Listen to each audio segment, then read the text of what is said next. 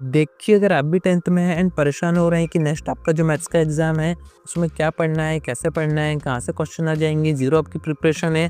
काफ़ी सारे बच्चे ऐसे होते हैं जिनको मैथमेटिक्स पसंद नहीं होता है, समझ में नहीं आती है, पर पास तो आपको होना है क्योंकि बोर्ड एग्ज़ामिनेशन देने हैं। तो आखिरी टाइम में आपको ऐसा क्या पढ़ना चाहिए कि कम टाइम में आपके अच्छे नंबर आ जाएँ? पास तो आप हो ही जाओगे क्योंकि मैथ्स का पेपर ईज़ी आता है। सेकंड कंडीशन ये भी हो सकती है, काफ़ी सारे बच्चे सोचते हैं कि मैथमेटिक्स में हम पूरा स्कोर करें, 75 का पेपर आया है तो एक भी मार्क्स हमारा कट ना हो, बाकी 25 मार्क्स आपके ऐड होके पूरे 100 मार्क्स आपके आ जाएँ। मैक्सिमम जो पूरे मार्क्स दिए जाते हैं वो मैथमेटिक्स में ही दिए जाते हैं। तो ऐसे में दोनों कंडीशन में आपको आखिरी टाइम में कहाँ से प्रिपरेशन करनी चाहिए, कौन से क्वेश्चन ज़्यादा प्रैक्टिस करने चाहिए, सब कुछ मैं आपको आगे बताता हूँ। वीडियो में एंड तक बने रहिए।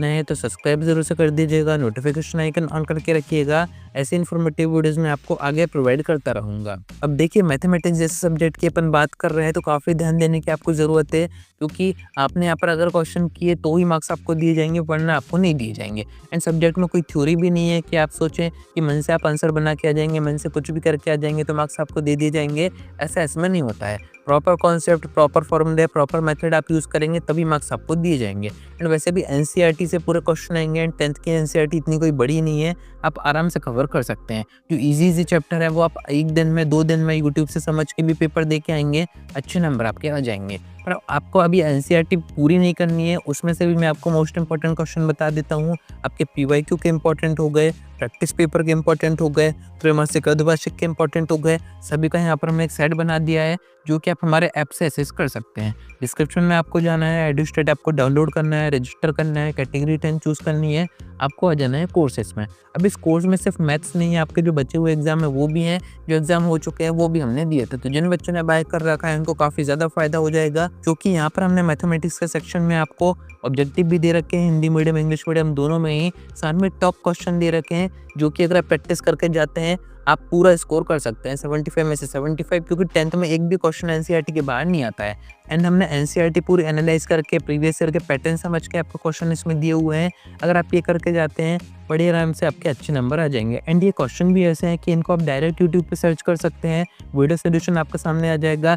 अच्छे से समझिए, प्रैक्टिस कीजिए इन क्वेश्चन को, आपके अच्छे नंबर कहीं पर भी नहीं जाएँगे। बाकी नीचे आपको पीडीएफ सेक्शन में आ जाना है। अगर आपको चैप्टर वाइज़ इंपॉर्टेंट चाहिए, टॉप क्वेश्चन चाहिए, सिलेक्टेड क्वेश्चन चाहिए, तो वो भी हमने यहाँ पे चैप्टर वाइज़ दे रखे हैं, जो कि पूरे हैंड रिटन रहेंगे। अगर आप ये करके जाते हैं, मैथमेटिक्स में 70 के अबव मार्क्स आपके 100% आएँगे। नीचे अगर आपको एनसीईआरटी के एक्सरसाइज वाइज़ क्वेश्चन चाहिए कि इस एक्सरसाइज में से कौन-सा क्वेश्चन हम करके जाएँ, कौन-सा एग्जाम्पल करके जाएँ, किस पेज नंबर का, तो वो भी हमने यहाँ पर नीचे मेंशन कर रखा है चैप्टर वाइज़। अब यहाँ पर आपको दिक्कत भी नहीं आएगी, आप चाहे हिंदी मीडियम के हो, इंग्लिश मीडियम के हो, एनसीईआरटी आपकी सेम है, तो यहाँ से आप अपनी बुक में क्वेश्चन सारे टिक कीजिए एंड ये सारे प्रैक्टिस कीजिए, बड़े आराम से आपके अच्छे नंबर आ जाएँगे। इतनी कोई परेशानी की बात नहीं है जितना आप हो रहे हैं कि ये मैथमेटिक्स का पेपर है, कैसा पूछा जाएगा, कैसे क्वेश्चन आएँगे।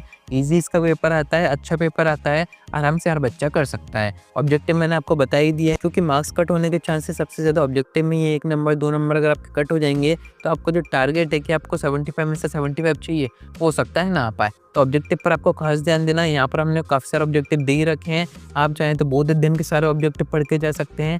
बाकी कहीं से भी ऑब्जेक्टिव आ सकता है, इसका ऐसा कोई फिक्स नहीं होता है। एंड एक चीज़ मैं आपको और बता दूँ, अभी 2 दिन का आपके पास टाइम है, आप बड़ी आराम से सारे क्वेश्चन तो कवर कर ही सकते हैं, पर पेपर में जब आप जाएँगे तो हो सकता है प्रेशर के कारण आपने जो क्वेश्चन प्रैक्टिस करे हैं, जो चीज़ें आपने याद की हैं, फॉर्मूला वगैरह, वो आपको याद ना आए। तो ऐसे में अगर आप क्वेश्चन आधा भी करके आते हैं, आपका आंसर नहीं आया, पूरी स्टेप्स आपने की, तब भी स्टेप मार्किंग होती है, स्टेप के मार्क्स आपको दिए जाते हैं। तो इस बात का खासकर ध्यान रखिएगा कि कोई भी क्वेश्चन आपको छोड़ के नहीं आना है, जितना बन रहा है उतना अटेम्प्ट करना है, कुछ ना कुछ मार्क्स आपको दिए जाएँगे। तो तैयारी करते रहिए, उम्मीद है कि आपको सारी बातें समझ में आ गई होंगी। आज की वीडियो में इतना ही। कोई डाउट आता है कमेंट करके पूछ सकते हैं, या फिर आप डायरेक्ट मुझसे इंस्टाग्राम पर डीएम करके बात भी कर सकते हैं।